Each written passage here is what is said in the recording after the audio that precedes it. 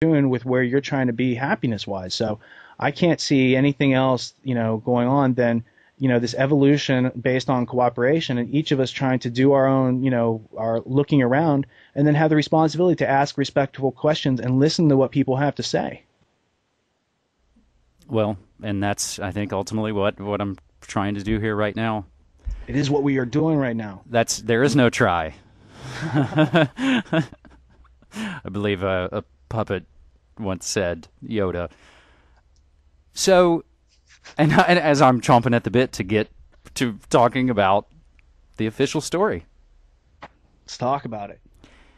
You began Project Constellation, which again we referenced at the beginning of this interview, which was your initial message in a bottle. It was your transmission to the world to get out what you had seen. You started off with an analogy about chess. Could you repeat that for us here? Well, or paraphrase it. Well, I want to give you the gist of it. I saw in my research, I was on YouTube and I saw this like a magician, like an illusionist type of person, right? Kind of like Chris Angel, but without all the kookiness. And this dude's name was Darren Brown, and he had a bunch of different little segments. And I was watching this, and I was I don't know, in awe because he was using words. He was using something I've came to read was called neurolinguistic programming, which is basically taking your mind, which is a computer, and feeding certain words into it so you do certain things. And he would go out and pay for things with like blank money, or he would go up to somebody and basically have them hold a bottle, which is their acceptance of his code, and then he'd say these words, and they would turn over their wallet and their cell phone and all this stuff. Well, in the one video, he sits down and he plays 8 grandmaster chess guys all at the same time, and it was just so mesmerizing. I was like, how's he doing this? And at the end, what's cool is he shows you how he did it. And I was like, wow, now that you know that, anyone can do this, right? And so the thing was, I was trying to lay out this incredible situation. It's like, would you bet against me? Well, you might bet against me until you knew that I knew this trick and I'm going to win, and then that would change what you do, right? So basically laying out that your choices are limited to the information that you have available at any given time. And if you don't have a piece of information available at a certain time, it may cost you a lot of money, because when you realize it later, you said, oh, I wish I would have had that. I wish I would have known that I didn't know. And I wish I would have paid attention. So I was trying to open people's mind up and basically like, look, you need to stop thinking for a couple minutes. Let me unsuspend your disbelief. Let me have you think critically about what's being said and what my intentions are. Am I out there trying to get famous? No, I don't think, this is about my story at all. I just happen to be there and then have the fortitude and take the, initiative to do what I knew needed to be done. And I wasn't going to wait for anyone else to do it, let alone try to do it better than I could do it, because strategically focused on this situation, I think I can do it as good as anyone else can do it, if not better, because I have the motivation of having, personally lost people I worked with on 9/11. There was like 320 people that I worked with that died. So I do have a personal stake in understanding what happened that day. So the poker masters, the trick is, and what Darren Brown did was he was essentially writing down the moves of the first player and using those against the third player. He was essentially playing them against each other. That for so me, you mirror their strongest, you mirror the strongest opponents against each other.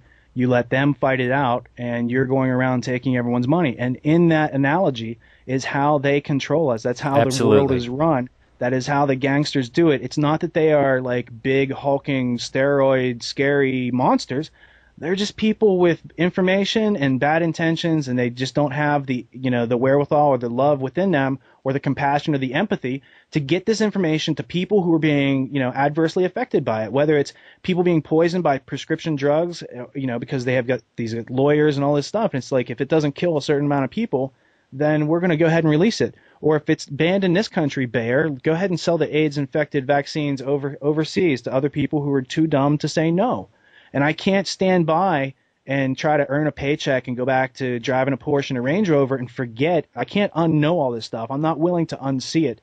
And unless I do something with it, then it's going to eat a hole inside of me. So it doesn't matter if someone tries to shoot a hole in me. At least it's because I'm doing what I want. I'm trying to be free, and my freedom exists because I'm trying to make you free.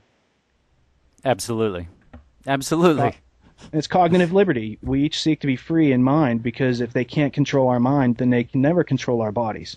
I think this is the precipice that people who do start to look into this information, perhaps at the insistence of folks like us, they'll reach a point where they'll perhaps shut down or turn off or not go any further, because within their belly they know that once you learn this information, just as you said, you can't unlearn it unless you make that somewhat conscious decision to do it. But I think people don't have to. They stop. Well, they don't want to find it out, because then they would have to do something with it.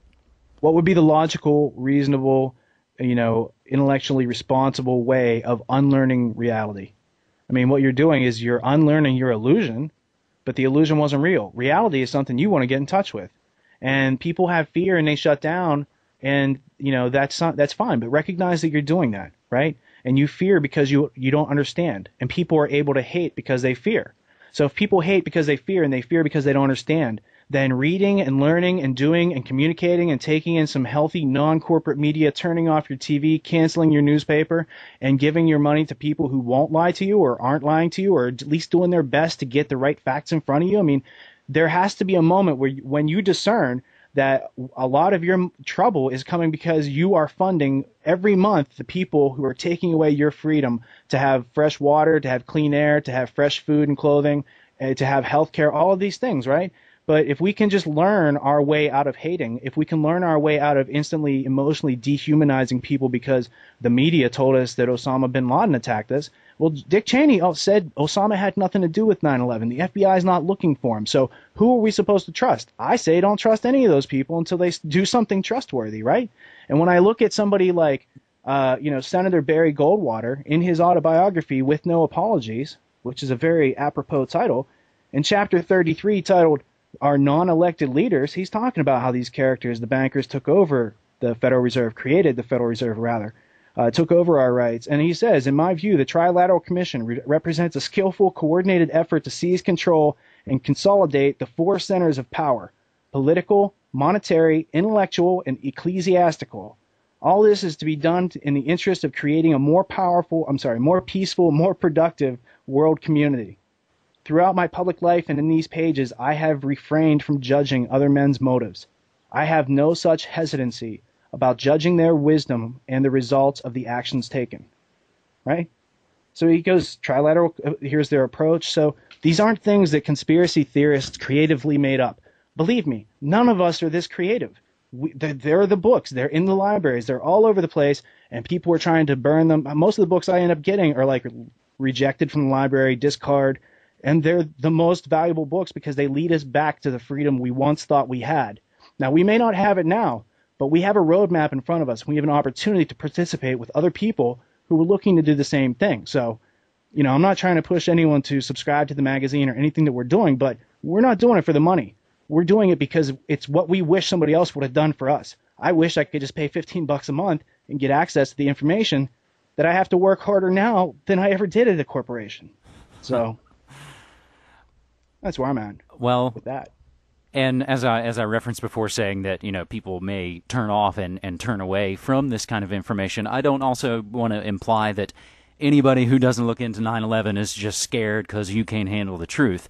I think there are also... I would say look into everything except 9/11. I mean, if you're having problems digesting that people might prey on us as people, as other human beings might prey on us in some way, I mean, if you're having trouble digesting that, then read any other segment of U.S. history that, because it's all there. It's not just 9/11. What I was trying to explain is there's 10 or 20 significant actions that have taken place during the 20th century which allowed 9/11 to be successfully planned, perpetrated, and profited from, and let these people get away scot-free with billions and billions of dollars in fake insurance claims because they all funded and, basically circle jerked each other in those deals. They're all the same people insuring each other's stuff, and they all know it's fake, and they're investigating themselves.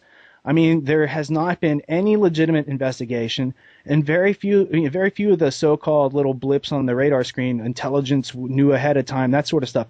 Very little that's actually real. Most of it's misdirection, so you never go after the real people who are continuing to do this to you.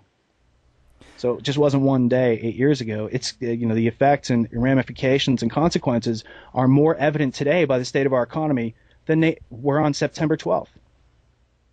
So I guess we'll hit it